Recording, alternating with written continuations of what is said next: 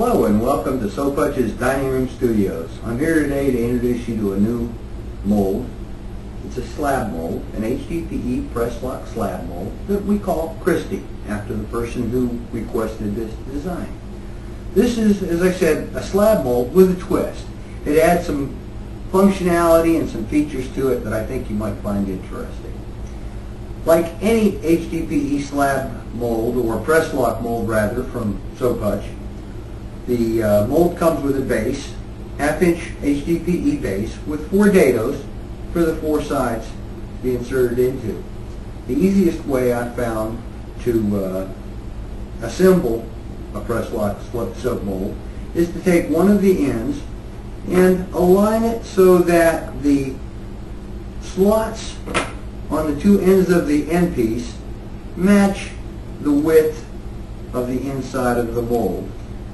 Get it close and then press it into place. Now again, I find the most useful tool with the PressLock molds is a rubber mallet. You can get one end in and then one of the long sides.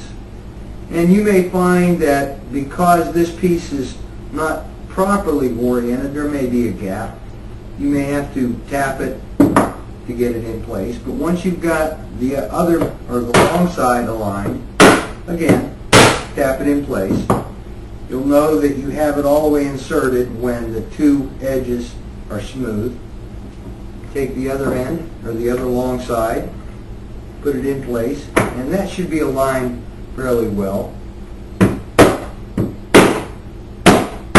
And then finally the other end.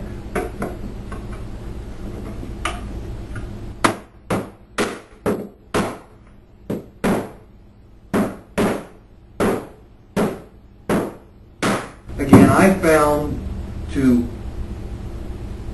insert or to fully press all 4 sides into the dado in the base, it may be easier to turn it upside down and tap along the base where the dados fit, or again, use the rubber mallet.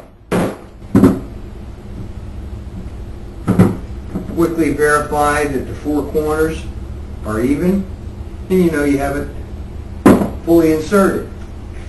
I provide Mylar liners for the bottom of my molds now. So you place that Mylar mold, liner in there and you're ready to pour into a slab mold. Now what makes the Christi different from a typical slab mold is the addition of some end caps that have slots that will hold a long divider. Now this is a variation of the Ginger. Ginger's Garden requested a slab mold in which it was 10.5 inches wide, which would be 3.5 inch wide logs that would be split.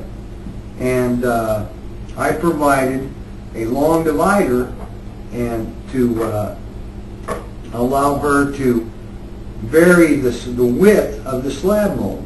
And she, Irina, has found at Ginger's Garden, has found that by placing this divider in here, the soap did not leak from one side to the other, and she was able to use the Ginger, as I call it, slab mold, to pour an individual log by taking a pre-sized spacer. You can space set the width of your slab mold to a single mold, our single wide log. Take them out, and now this is a 3-inch log. Now again, what makes the Christi a little bit different is the inclusion of these slotted end caps. And I made one for each end. What this allows you to do is establish the distance for one or more dividers that it will make your slab mold into a multi-chamber log mold. In this case, this mold had 4 chambers rather, with 3 dividers that were evenly spaced at, I believe, 3 inches or 3.25 inches. And with all of my log molds, I provide a dam that allows you to shorten the width of an individual log so that you can accommodate for shorter batches or shorter logs or whatever. So this is the Christi. Now another unique feature with the Christi mold is the fact that if you were to take and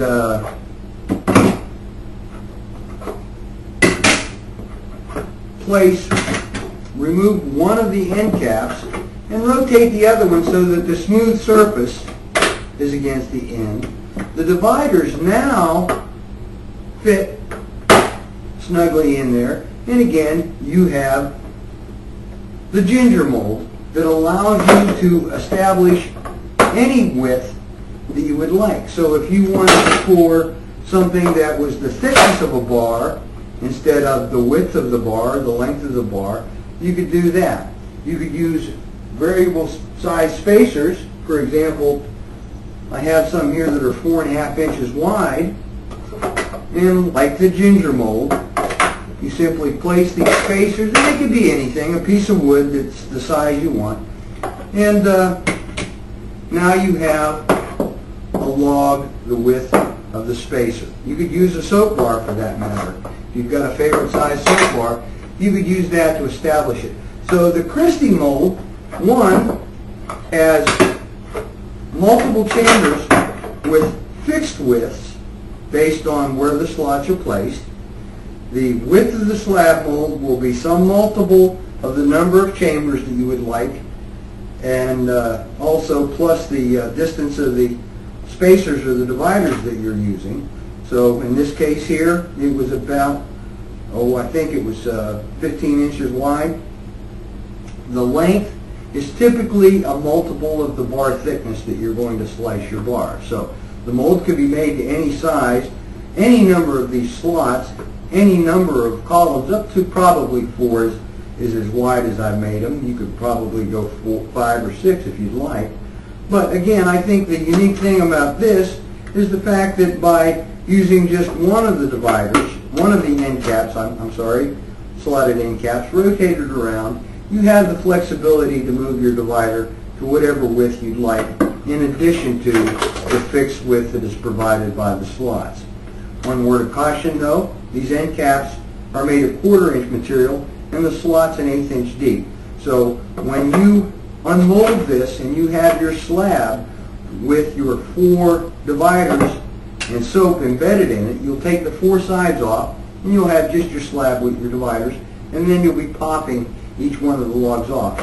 But you don't want to try to peel this off the end of the logs because it's so thin.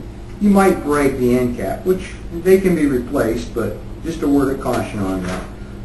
Another solution might be to make the end caps out of thicker material so that we don't have that problem. We only needed a little bit of space, a little bit of depth in the end cap slots in order to accommodate the dividers. And as I said, these dividers allow you to make a slab mold into a log mold without needing to split the slab into individual logs. So this was the Christi. I think it'll be quite successful. If the ginger mold is any example, there have been numerous requests for that mold. I think this variation on it will be a welcome addition to the SoapHutch soap mold family. Thank you for your time. This is Rich Bartko. Visit SoapHutch at www.soaphutch.com. Thank you.